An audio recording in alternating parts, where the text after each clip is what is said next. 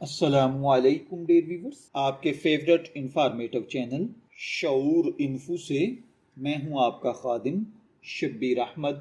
ہمارا آج کا ٹاپک ہے الرجی۔ الرجی ایک عام لیکن پیچیدہ مسئلہ ہے جو دنیا بھر میں کروڑوں افراد کو متاثر کرتا ہے۔ پاکستان میں بھی موسمی تبدیلیوں، آلودگی، خوراک اور دیگر عوامل کی وجہ سے الرجی کے مریضوں کی تعداد میں مسلسل اضافہ ہو رہا ہے۔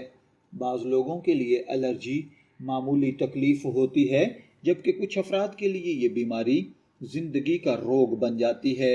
اس ویڈیو میں ہم الرجی کی وجوہات، اس کے اثرات اور طبی پہلوؤں کے ساتھ ساتھ اس کے روحانی علاج پر بھی تفصیل سے بات کریں گے تاکہ ایک مکمل اور متوازن رہنمائی حاصل کی جا سکے۔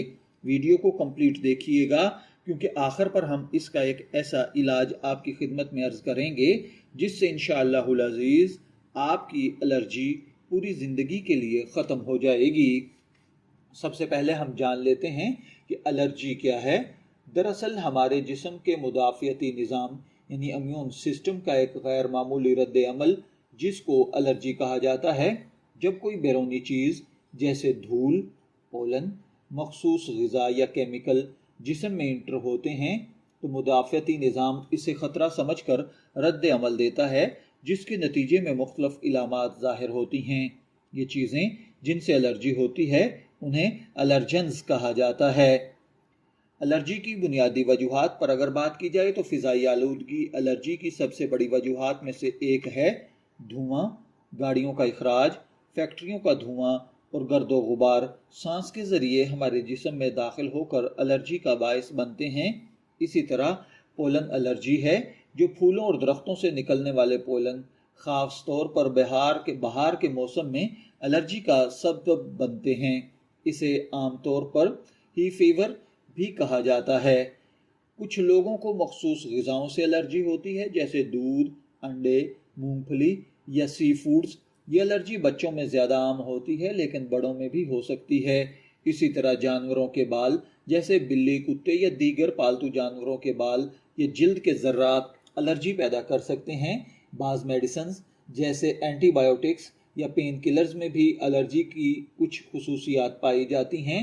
اسی طرح اگر والدین کو الرجی ہو تو بچوں میں بھی اس کے امکانات بڑھ جاتے ہیں اور بعض اوقات سردی، گرمی یا نمی یعنی اچانک تبدیلی بھی الرجی کو بڑھا دیتی ہے۔ الرجی کی کچھ خاص اقسام ہیں جنہیں مختلف ناموں سے پکارا جاتا ہے، جیسا کہ اسکن الرجی جو خارش، دانے یا لال دھبوں میں ظاہر ہوتی ہے۔ اسی طرح سانس کی الرجی، چھینکیں، ناک بہنا، سانس لینے میں دشواری۔ اسی طرح آنکھوں کی الرجی، آنکھوں میں خارش، پانی آنا یا آنکھوں کا لال ہو جانا۔ خوراک کی الرجی، معدے میں درد، الٹی یا سوجن وغیرہ ہے۔ الرجی کے اثرات پر اگر بات کی جائے تو الرجی جسم کو ویک کر دیتی ہے۔ بار بار چھینکیں، کھانسی اور سانس کی تکلیف روزمرہ زندگی کو بہت زیادہ ڈسٹرب کرتی ہے۔ مسلسل بیماری آپ کو ذہنی دباؤ، بے چینی اور چڑچڑاپن کا شکار بنا دیتی ہے۔ الرجی کی وجہ سے ناک بند رہتی ہے جس سے نیند متاثر ہوتی ہے۔ مسلسل الرجی کی وجہ سے آپ کی کارکردگی کم ہو جاتی ہے۔ شدید الرجی جان لیوا بھی ہو سکتی ہے جس میں فوری طبی امداد کی ضرورت پڑ سکتی ہے۔ اب سوال یہ پیدا ہوتا ہے کہ الرجی سے بچاؤ کیسے ممکن ہے؟ تو سب سے پہلے اپنے رہنے کی جگہ کو یعنی گھر کو، آفس کو صاف رکھیں، دھول اور مٹی سے بچیں، خوشبودار اسپرے کم استعمال کریں، الرجی پیدا کرنے والی غذاؤں سے پرہیز کریں، ماسک کا استعمال کریں۔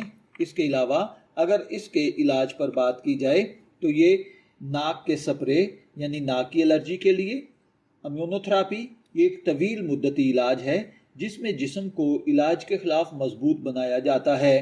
اگر بات کی جائے اس کے روحانی علاج کی، جو کہ میں نے آپ کو آغاز میں عرض کیا تھا کہ اگر آپ یہ علاج کر لیں تو انشاءاللہ پوری زندگی آپ الرجی سے محفوظ رہیں گے۔ تو اس کے لیے آپ یہ کریں، روزانہ 7 مرتبہ سورہ فاتحہ بعد از نماز فجر پڑھیں، اس کے بعد 3 مرتبہ آیت الکرسی پڑھیں اور پھر آخر پر تینوں صورتیں یعنی سورہ اخلاص، فلق اور ناس 3 مرتبہ پڑھ کر اول آخر درود پاک کے ساتھ پانی پر دم کر لیا کریں۔ اس طرح یہ عمل آپ 21 दिन तक करें। रोज़ाना पानी पर दम करें नमाज फजर के बाद, और उस पानी को दिन में थोड़े थोड़े वक्फे के साथ जब प्यास लगे पी लिया करें। और साथ में इसी पानी में से थोड़ा सा पानी नहाने के पानी में डालकर उससे गुस्ल कर लिया करें। इंशाअल्लाहुल अज़ीज़ आपकी एलर्जी हमेशा के लिए ख़त्म हो जाएगी।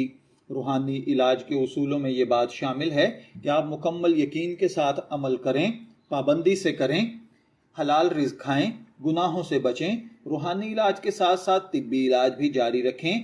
किसी मुस्तनद डॉक्टर से मशवरा ज़रूर करें, खुद से मेडिसिन ना लें। एलर्जी एक आम मगर संजीदा मसला है जिसकी वजूहात डिफरेंट हो सकती हैं, जैसे माहौलियाती आलूदगी, खुराक, मौसमी तब्दीली और मौरूसी अवामिल। इसके असरात न सिर्फ जिस्म बल्कि जहन पर भी पड़ते हैं। अगरचे तिब्बी इलाज ज़रूरी है, लेकिन रूहानी इलाज भी एक अहम किरदार अदा करता है। कुरान पाक में दुआ, ज़िक्र और अल्लाह पर यकीन इंसान को न सिर्फ जिस्मानी बल्कि रूहानी तौर भी मजबूत बनाते हैं। याद रखें, शिफा सिर्फ अल्लाह के हाथ में है, और जब इंसान ज़ाहिरी बातिनी दोनों इलाज इख्तियार करता है तो वो जल्द सेहत याब हो जाता है। शब्बीर अहमद को इजाज़त दीजिए, फिर मुलाकात होगी किसी नए टॉपिक के साथ। तब तक के लिए अल्लाह हाफिज़।